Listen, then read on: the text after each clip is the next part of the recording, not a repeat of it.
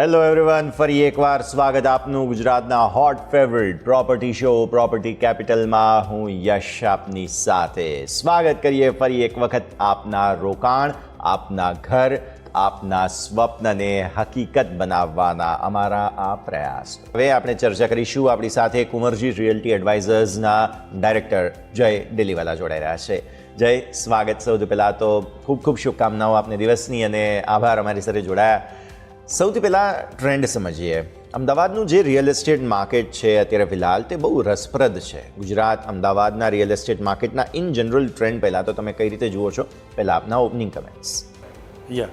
So basically જ્યારે આપણે અમદાવાદ અને ગુજરાત ઓવરઓલ ડિસ્કશન કરીએ, so specifically as of now demand side આપણે વાત કરીએ તો રેસિડેન્શિયલ ડિમાન્ડ એ બહુ જ સારા લેવલ ઉપર છે. In terms of commercial projects also demand અને અત્યારે ખાસા બધા પ્રોજેક્ટ્સ અંડર કન્સ્ટ્રક્શન સ્ટેજ ઉપર છે.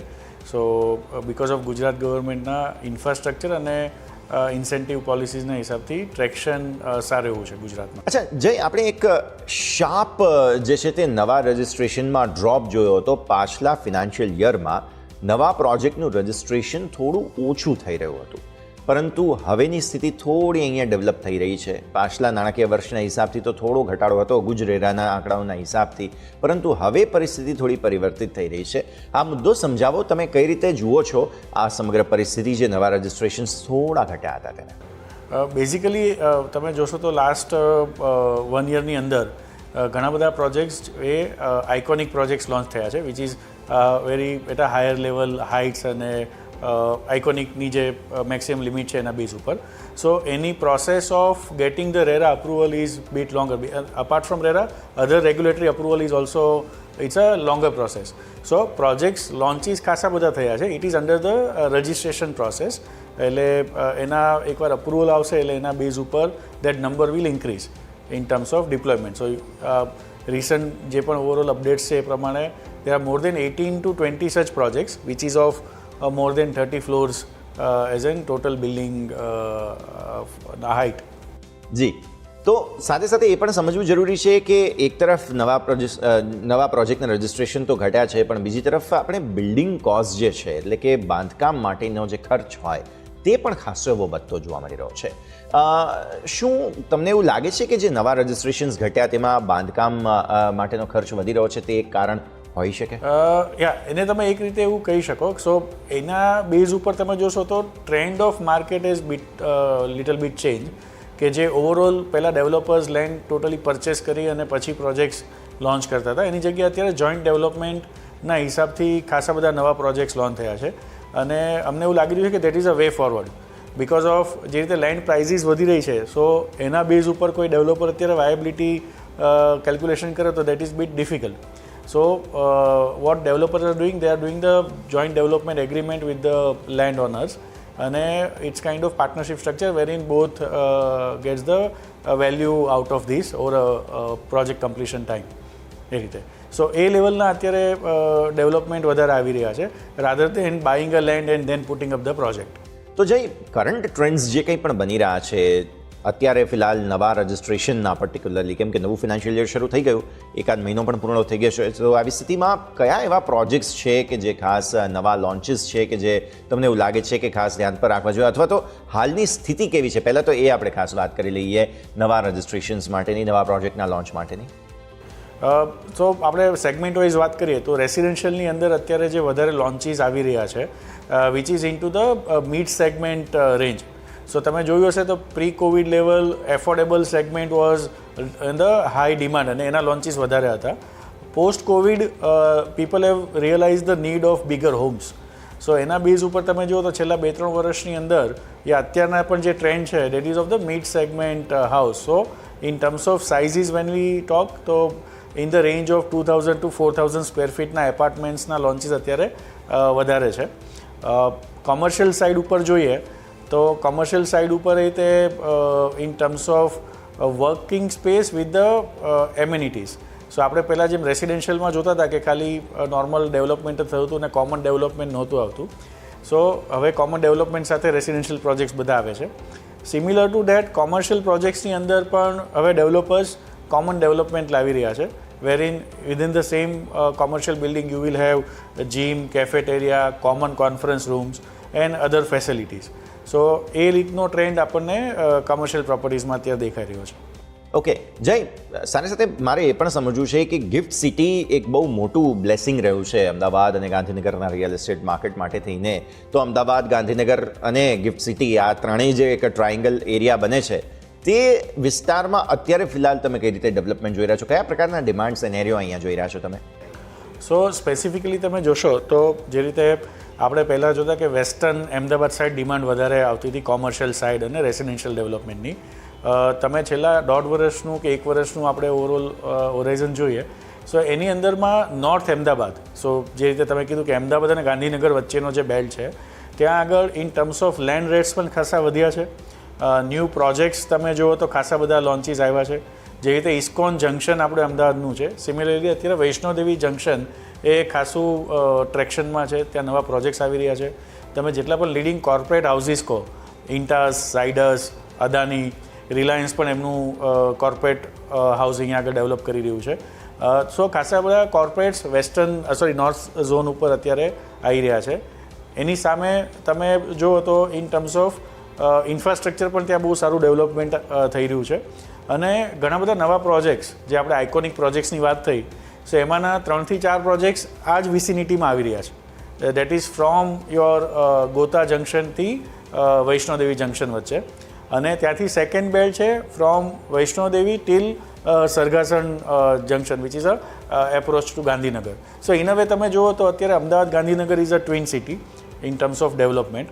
પ્લસ તમે because of the overbridges at all the junctions on SG highway, development and traction in Adani Shantigram is also increasing on both the sides, on the commercial as well as residential segment. અચ્છા, આપણે બાંધકામના ખર્ચની તો વાત કરી પણ સાથે સાથે જમીનના ભાવો પણ સારા એવા વધ્યા છે. એટલે આવી સ્થિતિમાં શું તમને એવું લાગે છે કે આ જે જમીનના ભાવો વધ્યા એનાથી લોકોના સેન્ટિમેન્ટ પર કોઈ અસર પહોંચી હોય? લોકો આને કઈ રીતે સમજી રહ્યા છે? ઓકે, સો બેઝિકલી અમદાવાદની અંદરમાં તમે અત્યારે જુઓ તો જે ડિમાન્ડ આવી રહી છે અપાર્ટ ફ્રોમ ધ લોકલ જે લોકો અમદાવાદમાં જ રહી રહ્યા છે વર્ષોથી ફ્રોમ લેટ્સ સે ધ જનરલ શિફ્ટિંગ જે અમે એક્સપિરિયન્સ કરેલું છે કે people are shifting on the western side of the things.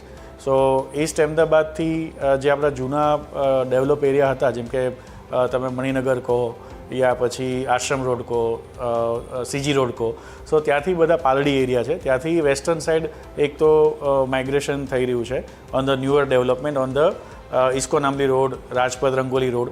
High end એપાર્ટમેન્ટમાં from bungalow to high end apartment એક તો શિફ્ટ અમને દેખાઈ રહ્યું છે અને એના બેઝ ઉપર એક ડિમાન્ડ સારી આવી રહી છે.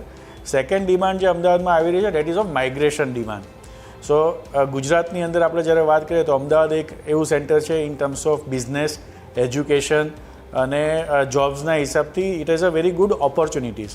સો એ બેઝ ઉપર from the smaller cities or towns of Gujarat majority migration Ahmedabad તરફ થઈ રહ્યું છે ફોર ઓલ ધીસ રીઝન કે કોઈ નવા બિઝનેસ માટે અહીંયા આવી રહ્યું છે, કોઈ જોબના પ્રોસ્પેક્ટથી આવી રહ્યું છે, થર્ડ કે એજ્યુકેશનના પર્પઝથી લોકો અહીંયા શિફ્ટ થઈ રહ્યા છે. સો એના હિસાબથી તમે ઓવરઓલ ટ્રાન્ઝેક્શનનો રેશિયો ગણો so near about 25 to 30% transaction is based on the migration demand in residential segment. In commercial also the lease side as we discussed. So because of government of Gujarat initiatives ખાસી બધી IT companies out of ગુજરાતથી પણ ગુજરાતમાં setup કરી રહી છે. અને જય, સાથે સાથે અમે એ પણ જોયું છે કે જે વીકેન્ડ વિલાનો કન્સેપ્ટ છે તે સ્પેશિયલી કોવિડ પછી ખાસો એવો વધ્યો છે. તમે કયા પ્રકારનું ડિમાન્ડ જોઈ રહ્યા છો? કયા પ્રકારે લોકો જે છે તે વીકેન્ડ વિલા ખરીદવા માટે રસ ધરાવી રહ્યા છે અત્યારે ફિલહાલ?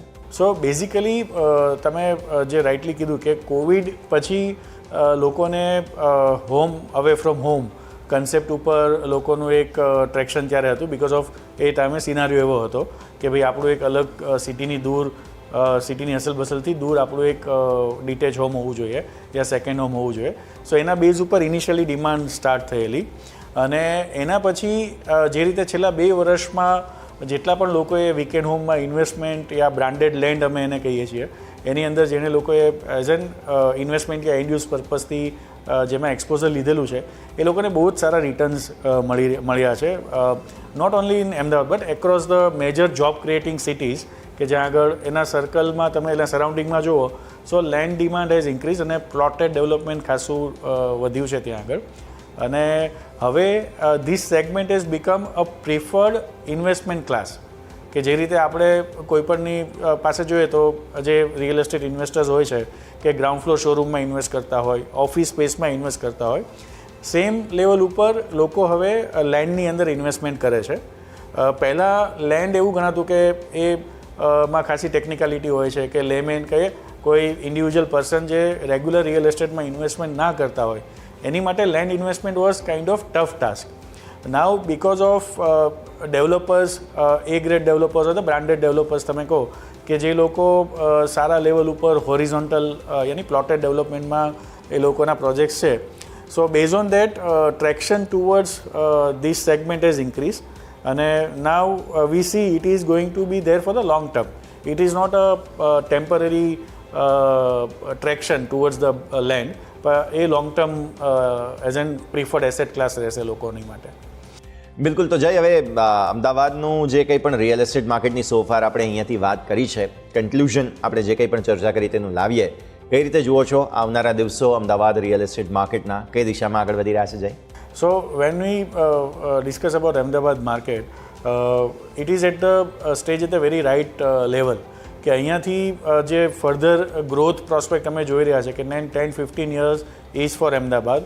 Like we have seen the growth of metro cities like Pune, Bangalore and other cities, કે જ્યાં આગળ તમે જુઓ તો લાસ્ટ 5-7 yearsમાં ખાસ એવો રિયલ એસ્ટેટ લેવલ ઉપર ગ્રોથ અને ડેવલપમેન્ટ થયું છે.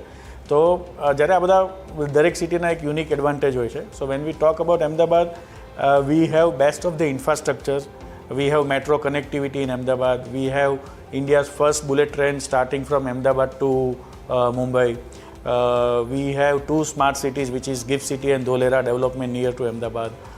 વી are already hearing about Olympic thing to be done in Ahmedabad. So it's a right place or right time wherein we see a good investment prospects for Ahmedabad અને growth બહુ જ સારો રહેશે.